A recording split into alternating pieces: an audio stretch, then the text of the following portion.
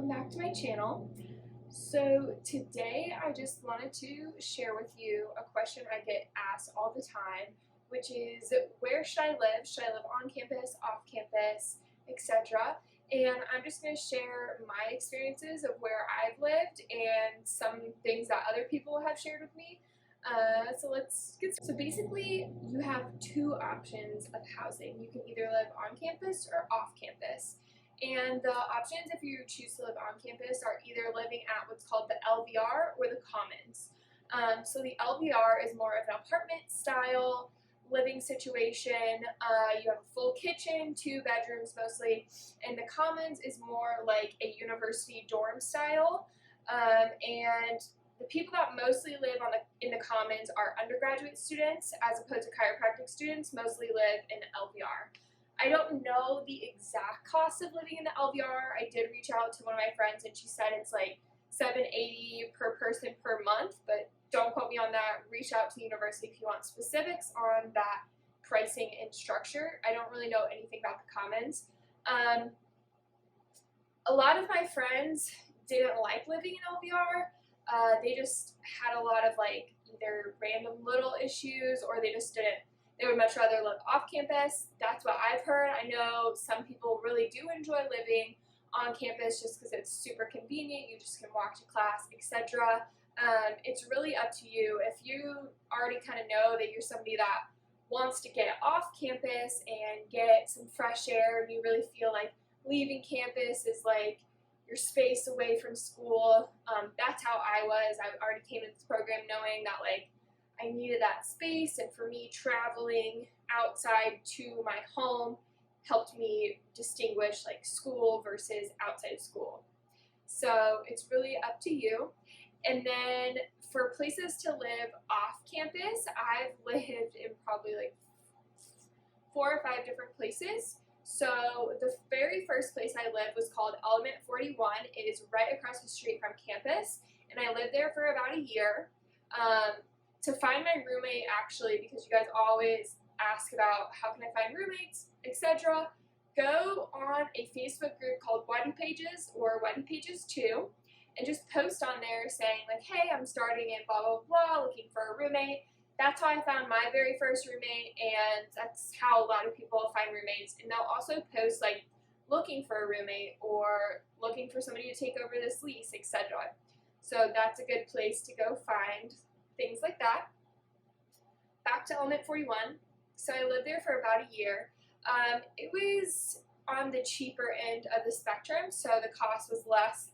I paid, I think, like $700 a month, and that was kind of sketchy. I'm not gonna lie. The area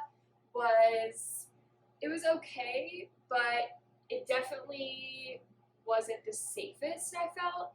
I remember I got a knock on my door one time and the police were asking me like, hey, there was a shooting like literally right across from you, so we were just asking you about it, and I'm like, oh, that's good.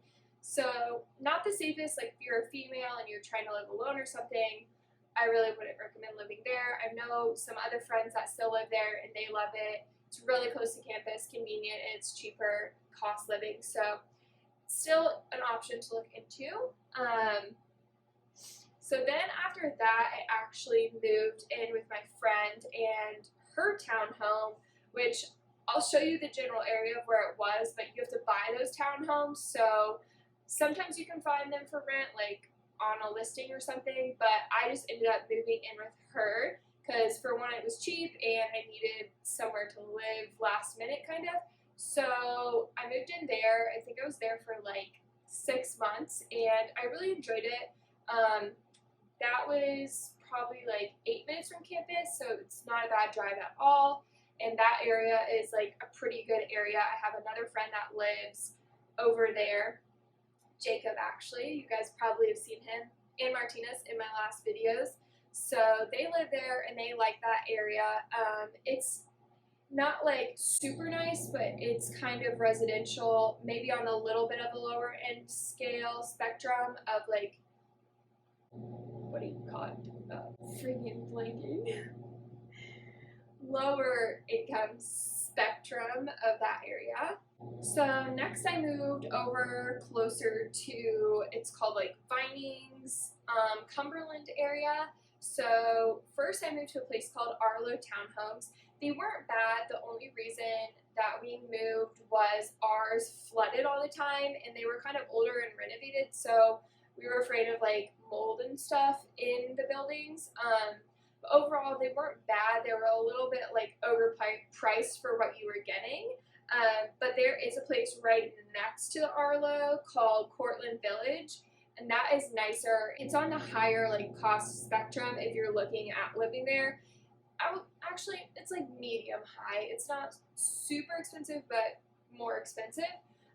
Those ones are really nice, and they upkeep them. There's a security guard at the gate, and it's like a huge complex. So those ones are really nice, like, especially if you're a female looking to live alone somewhere. That is a very good, safe, clean place to live. And it's right by my favorite coffee shop, Rev. So that is a good area. And then another good area that I recommend checking out is over in the Cumberland Battery area. So I lived at Vinings Lofts over there, and I really did like it. Our lease just ended, and we didn't know where we were going for peak, so we kind of just ended it and went our own way. But I lived there for about a year, and they were really nice. They were on the more expensive side of things. Yeah, anywhere in like the Battery area is going to be a little bit more expensive, but it is also really nice and relatively safe. There's a lot of traffic there though, just because that's where the baseball stadium is, so there will be like more people there often. So if you're looking somewhere more quiet, I would recommend looking on the outskirts of that Battery area. Also, another option that I know some of my friends do is they'll go on and they'll look in those neighborhoods around the school, and sometimes you will find a house for rent. And if you have a group of like 4 or 5 people and just split that house, it's usually pretty inexpensive, and you can find some nicer houses around there too. So that is a good option to look at. So I think that's it when it comes to where to live. It really is just up to you and what you prefer. If you want to live alone, if you want to live with somebody, check out Whitey pages. If you want to live on campus because it feels more comfortable, you want to just get used to the school and get acclimated first, those are all things that you should definitely consider. But there are a lot of options, and I gave you a couple good lists of options and places to check out. So I wish you all the best of luck in finding somewhere to live. And again, do not hesitate to reach out to me if you have any questions regarding literally anything. I'm here for you guys, and I'll talk to y'all later. Bye!